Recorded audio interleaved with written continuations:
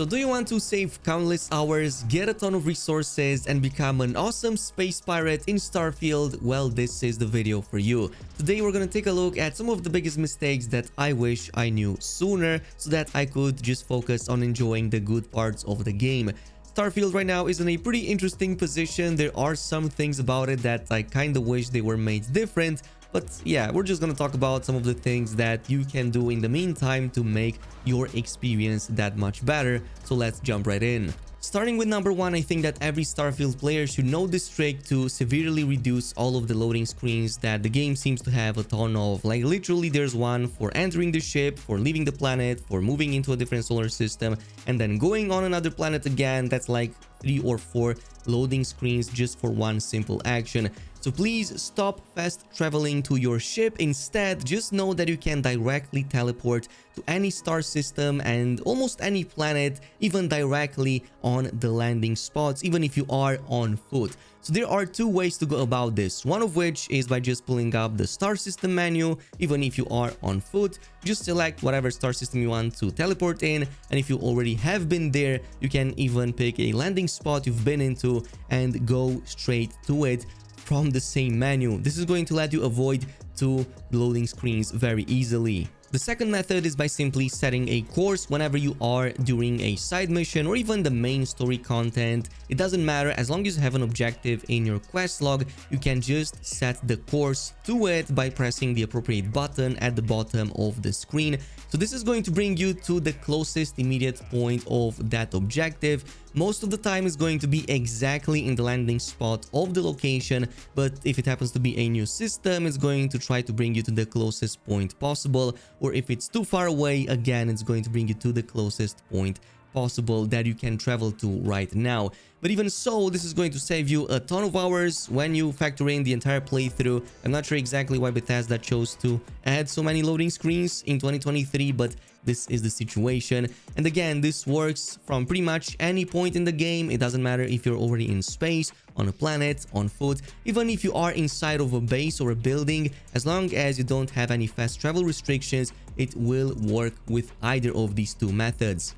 At number 2, weight limit is going to be a big problem for you early on in Starfield. So what I suggest doing immediately is to invest some points into weightlifting. This is actually a very easy skill to rank up, and at rank 4 it gives you a plus 100 bonus to kilograms so that you can carry a lot more items than before. Otherwise, exceeding that limit will now cause your character to use oxygen even for normal movement, which is why you might notice a ton of CO2 levels starting to pile up. And not just that, your quick travel will now also be disabled.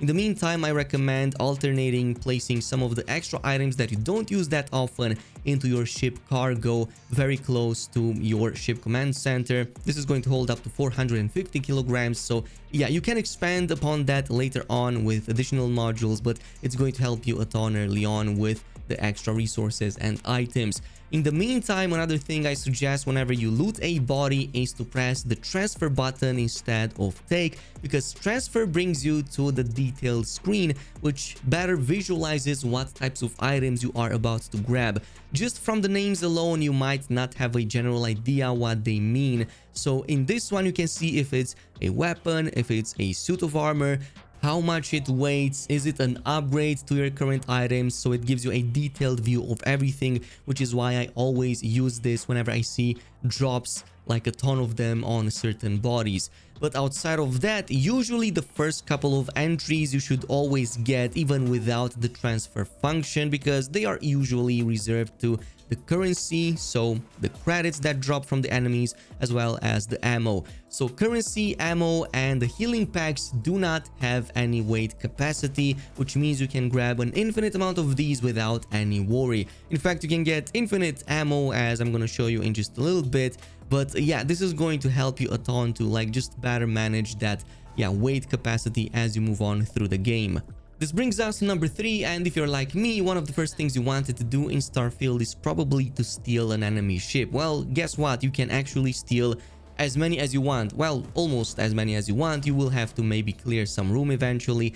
So to pull this off, you will need one simple upgrade, which is the targeting control system. This is going to let you enter a detailed view mode in which you can specifically disable certain subsystems of the enemy's ship. In this case, that's going to be the engines. So with this, you can lock on an enemy system, and that's going to let you then press the R button or the equivalent on the controller, and this is going to give you the possibility to choose what subsystem you want to attack. In this case, you're going to choose the engines, because once you take down the engines, enemy ships can no longer move, and in this case you can just get close to them and then just press or hold R again to dock and get inside. And once you are inside, it doesn't really matter what you do, you can just take down all the enemies, and congratulations, you just have taken full control over an enemy ship. This will automatically get added to your collection. Don't worry, your previous ship will not get deleted, and you can easily retrieve it or switch between these at any ship service technician. However, there are a couple of things to keep in mind. One of them, there's going to be a registration fee. So if you want to truly make it yours, you need to go at a ship service technician and pay the fee, usually like up to 10k credits to make it yours, which is then going to give you the possibility to modify it, to sell it, or do whatever you want with it. But the second and more important tip is that if it happens to be part of a specific faction, like for example, say Crimson Fleet, and you go into a United Colony system, this is going to probably trigger enemies' response, and they will probably take you to prison or maybe even engage in combat with you, which is also going to happen if that ship happens to have some contraband on board and you go into these specific systems and not in the Crimson Fleet, for example, where you can unload that cargo. So keep that in mind when you steal these, but otherwise it's a pretty awesome way to get some extra cash and like just get a better upgrade in case you want that and not waste additional modules or money. At number 4, a returning feature from Fallout 4 is the fact that you can get robotic forces to your help, especially inside enemy bases, and again it is done through computers and terminals. So whenever you find yourself in an enemy base, whenever there are many turrets or even robot enemies, there is probably going to be one of these terminals that you can interact with, and I suggest to immediately update the friend/foe setting so that they become friendly towards you and hostile towards their own allies. And not just that, you can also activate or deactivate any of these forces if you want to. There's even an option to remove any combat inhibitors. However, I don't really recommend this setting, as this is going to make it attack anything in sight. So that can also include you. It's not that the game is difficult or anything, it's just that maybe at certain times you don't want to fight, or you're low on ammo or low on HP and don't have any med packs. You can just pop one of these and make them deal with your own allies. At number 5, let's talk about how you can get an almost infinite amount of resources very easily, and not just that, you should also just funnel these into research projects no matter what, because this is going to ultimately unlock some very powerful mods for your spacesuits, for your weapons, which are going to make you a lot more powerful and make you survive against pretty much everything. So this starts with 2 very important science skills called spacesuit design and weapon engineering, both of which will unlock additional projects as you rank them up, all the way until you can create some really nice master level and like cutting edge designs. From here, go at any research station and pay close attention to the last 2 tabs, especially the one with the helmet and the one with the weapons. These are the ones that you need, and they have freshly unlocked a bunch of new research projects of tier 1, 2, 3, and yeah, this is going to level up as you progress with those skills. So these will require certain types of materials. We're gonna go over a method to grab any of these in just a bit, but what I want you to do from this point on is to just make sure to track these from this screen right here. It's going to make it much easier for you to now spot them when you loot them from crates or when you buy them or see them in vendor inventories. As more and more of these projects get completed by providing them the necessary materials, the better the items and the mods that you're going to unlock. So you can get really cool suppressors for your weapons, or extra large magazines, or maybe some really powerful defensives or ways to improve your damage when you apply them to your spacesuits, maybe even improve the fuel consumption of your jetpacks and so on. From this point on, we will need resources, and luckily we can buy pretty much all of them from a very easy shop right here on the New Atlantis. So you just have to go to its default landing pad, and from this point on, keep it to the left side all the way until you reach this like larger plaza, at the end of which you will find the Jamison Mercantile. So inside, go ahead, speak to the lady and go into the resource tab, and you will spot that she sells a whole bunch of very precious materials, most of which you will absolutely need for those research projects. And you will even see, if you tracked any of these, they will also have the track item in the same inventory. So grab them right away, and from this point on, I'm going to show you how to reset them very quickly. So every single vendor in Starfield refreshes its inventory, including all the items as well as the money that they hold on a 48 in-game hour basis. So once 48 in-game hours have passed, that inventory will get fully refreshed.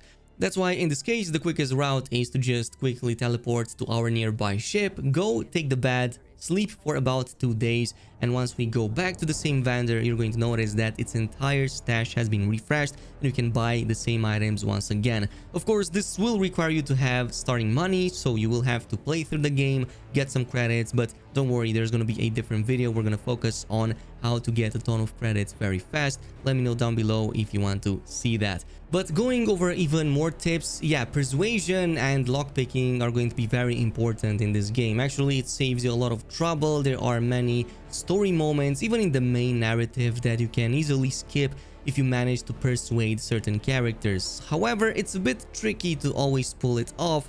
That's why you will always want to rely on auto persuade. For some reason, this seems to have a very high chance to almost always convince a target or an NPC to do whatever you want them to do. So if you want to gain access to a certain area or gain an item or some information, this helps quite a ton with that. My suggestion is to start with the green plus 2 ones, even if they don't make sense. Usually they unlock the auto persuade button at the bottom in case it doesn't by default, or you can also invest additional points into persuasion and increase your chances even more. The same goes with the lockpicking. However, keep in mind that your number of auto attempts are going to be limited to at first, but it can increase at all the way to 5, especially if you pick the lockpicking skill. This is not just going to help you with that, but also to pick up master lock and higher level locks in this game. So it's one of the most important skills you definitely should get, as it doesn't just open containers but also complete new areas.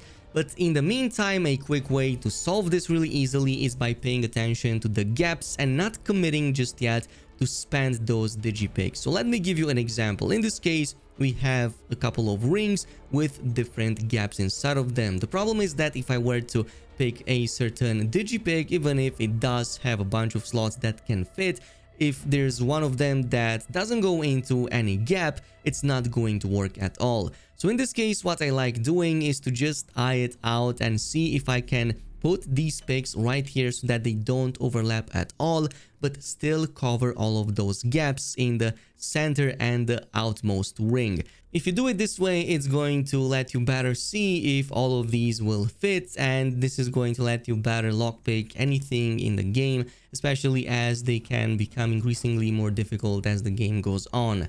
And finally, to a couple more bonus tips I have for you, one of which is to pull up your scanner by pressing F or the equivalent on the controller, which is going to bring up your scanner, but will also make the game to now show you a line to your next objective if you have one picked, for example, for a mission or a side quest or whatever.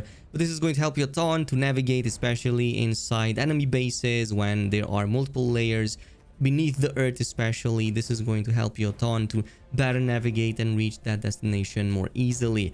And of course, a final point is to not completely finish the main story just yet without at least trying to complete the ones for all the different factions in this game. There are 4 of them in total on top of the one from the main story, including the UC Vanguard, the Freestar Rangers, Crimson Fleet, and the Ryujin faction.